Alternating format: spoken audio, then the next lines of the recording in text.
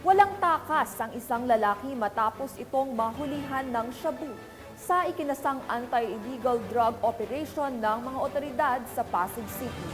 Ang report mula kay Patrolwoman Ivy Corporal. Dahil sa puspusang anti-illegal drug operation ng Pasig City Police Station, isang matagumpay na bypass operation ang kanilang isinagawa na humantong sa pagkakadakip sa isang lalaking sospek. Ayon sa ulat ng Pasig PNP, kinilala ang naarestong 28 anyos na sospek na si Alias Negro, residente ng Barangay San Andres, Cainta, Rizal. Si Alias Negro ay nakumpiskahan ng mga otoridad ng 5 pakete ng hinihinalang shabu at na-recover din ang ginamit na bypass money sa West Bank Road, Barangay Maybunga sa Pasig City.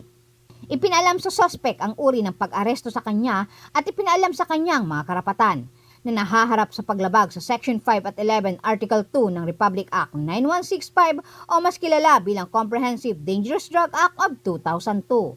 Samantala, wala namang humpay sa pangangampanya kontra iligal na droga ang mga operatiba ng Pasig Elite sa tulong ng iba pang police unit at City Anti-Drug Abuse Office upang mapanatiling maayos at ligtas ang kanilang mga nasasakupang lugar.